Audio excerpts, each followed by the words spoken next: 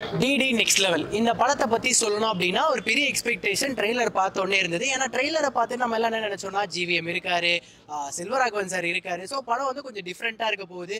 Movie ரிவ்யூவர்ஸை வச்சு காமிக்கிறாங்க. Govinda Govinda song பார்த்தோம், உயிரின் உயிரின் சாங்லாம் பார்த்துட்டு கொஞ்சம் படம் வந்து டிஃப்ரெண்ட்டாக இருக்கும் போல அப்படின்ற மாதிரி நினச்சிட்டு இருந்தோம். பட் ஆக்சுவலாக உண்மையாக சொல்லலாம் படம் வந்து டிஃப்ரெண்ட்டாக தான் இருக்குது.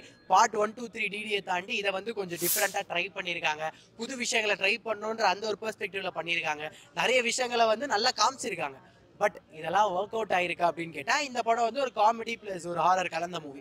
பட் இது வந்து இந்த ப்ராப்பரா இந்த காமெடி அண்ட் ஹாரர் வந்து பிளெண்ட் ஆச்சான்னு கேட்டா பிளெண்ட் ஆகல. ஏன்னா காமெடியும் பெருசா இம்பாக்ட் கொடுக்குற அளவுக்கு இல்லை. காமெடி நல்லா இருந்தது, பட் பெரிய இம்பாக்ட் கொடுக்குற அளவுக்கு காமெடி கிடையாது. அண்ட் நீங்க வந்து ஒரு ஹாரரை உள்ள கொண்டு வரீங்க அப்படின் போது பயம் இருக்கணும். அப்படி இல்லைன்னா அந்த ஒரு பேயை வச்சு நீங்க நல்லா ட்ரால் பண்ணிருக்கணும் பேயை வச்சு. அதுவுமே இல்லை அப்படின்னும் போது எங்கேயோ படத்துல ஏதோ ஒரு விஷயம் வந்து மைனஸா இருக்கு அப்படின்ற மாதிரி வந்து தெரிஞ்சது. பட் படம் ஆரம்பிக்கிற அந்த ஒரு ஃபர்ஸ்ட் ஹாஃப் இருக்கும்ல, ஃபர்ஸ்ட் ஹாஃப்ல வந்து பாத்தீங்கன்னா ஃபர்ஸ்ட் ஒரு 30 to 40 minutes போனதுக்கு அப்புறம் தான் காமெடி அப்படின்ற ஒரு விஷயமே ஸ்பார்க் ஆகுது. அப்புறம் அது கொஞ்சம் கொஞ்சமா கிளிக் ஆகும்போது இன்டர்வல் விட்டுறாங்க. ஸோ இன்டர்வல் விட்டு திருப்பி வந்து இன்டர்வலுக்கு அப்புறம் ஆரம்பிக்கும் போது திருப்பி படம் வந்து கொஞ்சம் அப்படியே ஒரு ஸ்பார்க்கோட ஆரம்பிக்குது. அதுக்கப்புறம் கிளைமேக்ஸ் போகும்போது ஃபுல்லா அப்படியே டம்மி ஆயிடுது. கிளைமேக்ஸ் எல்லாம் நமக்கு வந்து எப்படா முடியும் படம் அப்படின்ற மாதிரி ஃபீல் பண்ண வைக்குது. என்னன்னா படம் ஒரு ஓகேவான ஃபிலிம், ரேட்டிங் கொடுக்கணும் அப்படின்னா ஒரு 5க்கு 2.5 வந்து கொடுக்கலாம். பட் நீங்க பிளான் பண்ண விஷயத்த ஒரு ப்ராப்பரா ஒரு எக்ஸிகியூஷன் பண்ணிருந்தீங்க, இல்ல அதுக்கு வந்து நீங்க இன்னும் டைம் ஸ்பெண்ட் பண்ணி அந்த பிளான் வந்து ப்ராப்பரா வந்து டிரைவ் பண்ணி வச்சு நீங்க அதை கொண்டு வந்திருந்தீங்க அப்படின்னா நல்லா இருக்கும். மற்றபடி வந்து ஒரு பெரிய இம்பாக்ட், ஒரு பெரிய கம்பேக்கா சந்தானம் சாருக்கு இருக்குமான்னு கேட்டா ஒரு பெரிய கம்பேக்கா இருக்காது. ஏன் அப்படின்னா சந்தானம் சாரோட லுக் அதெல்லாம் பார்த்துட்டு எக்ஸ்பெக்டேஷன் நமக்கு ட்ரெய்லர்லாம் பார்த்து நல்லா இருந்தது. பட் படம் அப்படின்னு பார்க்கும்போது எங்கேயோ வந்து மிஸ் பண்ணியிருக்காங்க. இன்னும் நல்லா எடுத்துருந்துருக்கலாம். படத்துல காமெடி எந்த அளவுக்கு ஒர்க் அவுட் ஆயிருக்கு? படத்தை காமெடி எந்த அளவுக்கு ஒர்க் அவுட் ஆயிருக்கா அப்படின்னு கேட்டீங்கன்னா இந்த படத்துல வந்து ரெட் அண்ட் கிங்ஸ்ல இருக்காரு.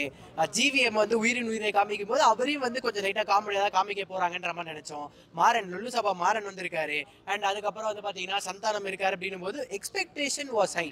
பட் அந்த எக்ஸ்பெக்டேஷன் அளவுக்கு ஒரு 10க்கு வந்து காமெடியை மட்டும் ரேட் பண்ணா ஒரு 5 to 6 தான் வந்து கொடுப்பேன். ஆனா இதுல இவ்வளவு ஆக்டர்ஸ் இருக்காங்க காமெடியை பேஸ் பண்ணி மட்டுமே. அப்ப இதுக்கு 10க்கு அட்லீஸ்ட் ஒரு 8 இல்ல 9 வரணும். 6 அப்படின்றலாம் ரொம்ப கம்மி.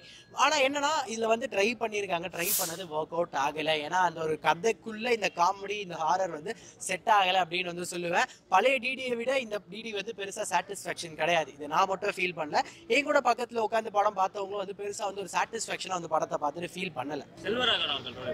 செல்வராகவன் சாரை வந்து படத்துல கொண்டு வரும்போது அவர் தான் வில்லன் அப்படின்றது ஃபர்ஸ்ட் இனிஷியல் அந்த படம் ஆரம்பிக்கும் போதே தெரியுது.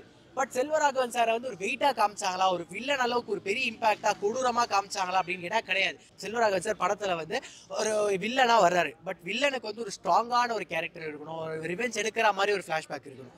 ரெண்டுமே கிடையாது. அவரும் வந்து படத்தை வந்து அடுத்த ஸ்டேஜுக்கு டிராவல் பண்றதுக்கான ஒரு ஆங்கர் ரோல் பிளே பண்றதை தாண்டி செல்வராகவன் சார் படத்துல எங்கேயுமே வில்லனா வந்து எனக்கு தெரியல. கடைசியா செல்வராகவன் சாரே வந்து கொஞ்சம் காமெடியா வந்து காமிக்கிற மாதிரி இருக்கு. அவரோட டிஃபீட் அக்செப்ட் பண்ணிக்கிற மாதிரி வந்து காமிக்கிறாங்க. அதெல்லாம் வந்து ஒரு ப்ராப்பர் எண்டிங்கா படத்துக்கு வந்து கிடையாது. ரெண்டாவது இந்த கிளைமேக்ஸ் வந்து பாத்தீங்கன்னா அந்த டைட்டில் வந்து வரும், அந்த எண்ட் கிரெடிட்ஸ் வந்து வரும். அந்த எண்ட் கிரெடிட்ஸ் முடிஞ்ச உடனே படம் முடிகிற மாதிரி வந்து உள்ளுக்குள்ள அந்த ஒரு கான்செப்ட் இருக்கும். பட் எண்ட் கிரெடிட்ஸ் மட்டும் இல்லை, அந்த கிளைமேக்ஸ் ஆரம்பிக்கும் போது இருக்கும், கிளைமேக்ஸ் முடிகிற வரையுமே வந்து இருந்துகிட்டே இருக்கும். அவ்வளோ நேரம் ஒரு கிளைமேக்ஸ் இருக்குன்னா அந்த எண்ட் கிரெடிட்ஸ் ஓடிட்டேவா இருக்கும். அங்கேயும் வந்து ஒரு எரர் வந்து கண்டிப்பாக வந்து இருக்கு. எனக்கு தெரிஞ்சு சந்தானம் சார் இதுக்கப்புறம் இன்னும் நல்ல ஒரு பெரிய கம்பேக் வந்து கொடுக்கணும்னு நினைக்கிறேன். இது பெருசாக ஒர்க் அவுட் ஆகலை சந்தானம் சாருக்கு. சந்தானம் சார் நல்லா பண்ணியிருக்காரு, அவரோட காமெடி நல்லா இருக்கு. பட் பெரிய இம்பாக்ட் இல்லை, காமெடி நல்லா இருக்கு, அவரோட டைமிங் நல்லா இருக்கு. எப்பயும் பார்க்குற சந்தானம் சார் அவரோட காமெடி அதெல்லாமே நல்லா இருக்கு. பட் சந்தானம் சாரை மட்டும் வச்சே படம் வந்து மூவ் பண்ணி அது ஒரு சக்ஸஸாக அமையுமான்னு கேட்டால் கிடையாது. அதுதான் இங்கே நடந்திருக்கு பெருசாக சக்ஸஸ். அதர் தென் சந்தானம் சார் எதுவுமே இல்லை. பட் சந்தானம் சாரோட ரோல் சந்தானம் சாருக்காக படம் பார்க்கலாம்.